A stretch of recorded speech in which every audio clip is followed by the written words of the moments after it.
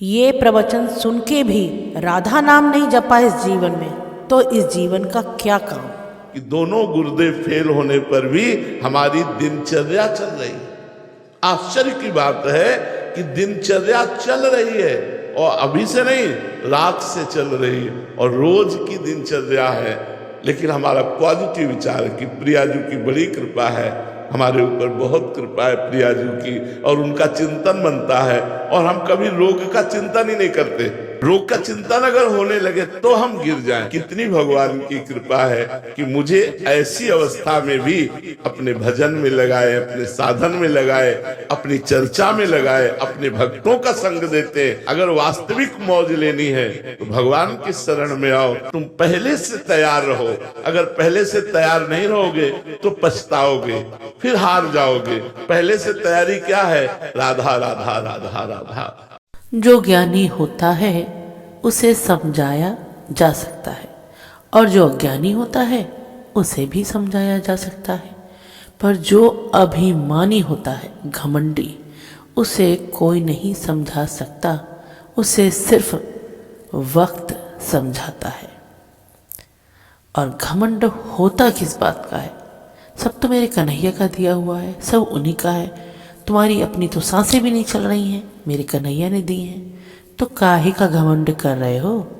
घमंड मत करिए, हर सांस पर राधा नाम रटिए, सबको खुशियां दीजिए। बेटा बहू को लड़ता देख ससुराल वालों को हैरानी नहीं बल्कि सुकून मिलता है। हमारा बेटा हमारी तरफ खड़ा है, ये सोचकर बहुत खुश होते हैं। कुछ ससुराल वाले आज भी चाहते हैं कि बहू चुप रहे, सहती रहे, और खूब पिलच के काम करवाते हैं बहू से। उसके ऊपर कोई तरस नहीं करते हैं। अगर बेटा सही के साथ खड़ा हो तो बहू गलत लगती है, और जहाँ बेटा बहू के साथ खड़ा हो तो वहाँ ससुराल वाले गुस्सा हो जाते हैं। जिस घर में एक बहू के आंसू गिरते हैं उस घर से भगवान भी अपनी कृपा हटा लेते हैं। क्योंकि जहाँ किसी का दिल रोज तोड़ा जाता है वहाँ खुशियों के ठहरने की कोई जगह नहीं बचती। बहू के आंसू उस घर की बरकत को बहा ले जाते हैं, और फिर चाहे धन कितना भी हो, सुकून वहां कभी नहीं टिकता। इसलिए बहुओं की, बेटियों की इज्जत करिए। बेटियां घर का बोझ नहीं होती, लेकिन घर के ताने उन्हें हर दिन ये एहसास दिला देते हैं कि वो सिर्फ बोझ ही हैं। बेटियों से उम्मीद की जाती है कि समझदार बने, चुप रहे, किसी को जवाब ना दे। और लेकिन जब वो टूटती है तो कहा जाता है कि आजकल की लड़कियां सहनशील नहीं है। बेटियों को ताने दे दे के उन्हें हर दिन मारा जाता है।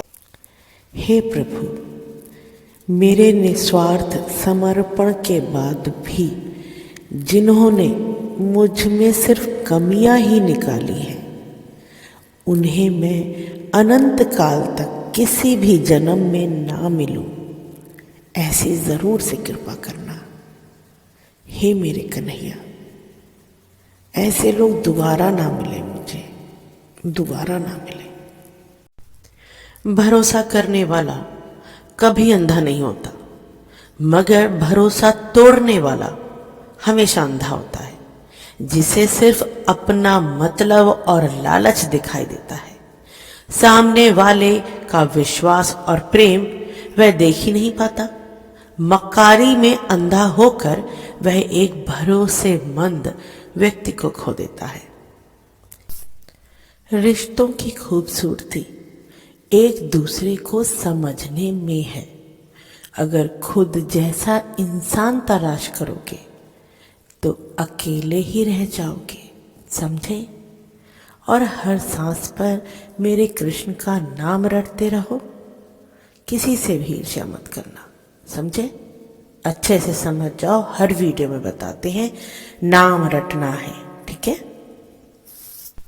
आप लोग मेरी सेवा करते हो तो मुझे दोपहर में सुलाते क्यों नहीं?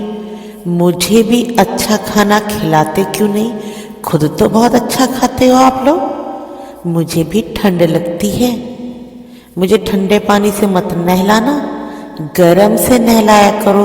मुझे अच्छे से स्वेटर पहना दो, हीटर भी लगा दो, ठीक है? अब कल से करना अच्छे से सेवा मेरी। राधे राधे। जब हम गेहूं का दाना बोते हैं तो कुछ समय बाद वो हमें 1000 दाने के रूप में वापस मिलता है। कर्म का भी बिल्कुल ऐसा ही है। अच्छे कर्मों का फल हमेशा मैं सबको ऐसे ही देता हूं, समझे? इसलिए राधा नाम हर सांस पर रटते रहिए, किसी से ईर्ष्या नहीं करनी है, ठीक है? राधे राधे। किसी इंसान को दर्द देना इतना आसान होता है जितना आसान होता है समंदर में पत्थर फेंकना, और दर्द मिटाना उतना ही मुश्किल है जितना समंदर में से फेंके हुए पत्थर को ढूंढकर वापस निकालना। कर सकते हो? नहीं कर सकते हो ना? फेंका हुआ पत्थर ढूंढ कर लाना। किसी को धोखा देकर ये मत सोचो कि वो कितना बेवकूफ है, बल्कि ये सोचो कि उसे तुम पर कितना विश्वास था, कितना भरोसा था, और तुमने उसे धोखा दे दिया। ये बात ना तुम्हें जीने नहीं देगी, इसलिए ऐसा कोई भी काम मत करो। अपना कर्म मत बिगाड़ो, हर सांस पर राधा नाम रटो। ये देखिए सब लोग प्रेमानंद महाराज जी के इंतजार में बैठे हुए हैं और अभी 11:30 बज रहे हैं और 3 बजे प्रेमानंद महाराज जी आएंगे और उनके इंतजार में सब लोग जमीन पे बिछा के, पीछे तो इतनी भीड़ थी हम वीडियो बनाना भूल गए, आप लोगों को दिखाते। ये देखिए इस तरह से ये लोग जगह घेर लेते हैं जहाँ जिसको मिल जाती है और वहीं पे वो बंदा लेटा हुआ। देखिए यहाँ पे ऐसे इस रोड से प्रेमानंद महाराज जी आते हैं। ये रोड कृपालू महाराज जी के इधर बगल में आश्रम है, ये साइड में ये दीवार कृपालू महाराज जी की है। आप देखिए यहाँ से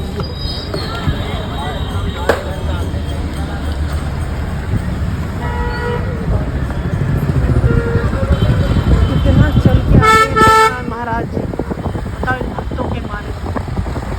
हमारी किस्मत में पता नहीं कब होगा कि हम प्रेमानंद महाराज जी के दर्शन कर सके। ये प्रेमानंद महाराज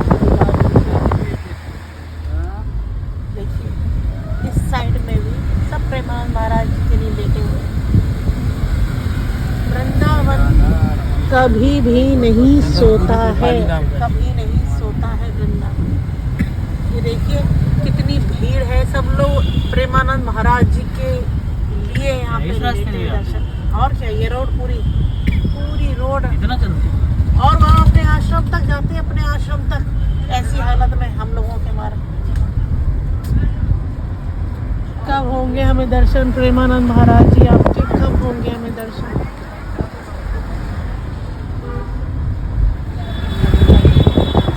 हम वृंदावन से वापस जा रहे हैं, बिल्कुल जाने का मन नहीं है। बहुत टाइम बाद राधा रानी ने बुलाया, राधा रमन लाल जी के दीपदान किया। फिर से बुला लेना, हे वृंदावन, जो गलती हो गई हो उसको माफ़ कर देना वृंदावन, बुला लेना वृंदावन, हमें फिर से बुलाना वृंदावन, फिर से बुलाना। जो लोग वीडियो देख रहे हैं वो लोग अपने वृंदावन से प्रार्थना कर लें, आपको भी वृंदावन बुलाएंगे।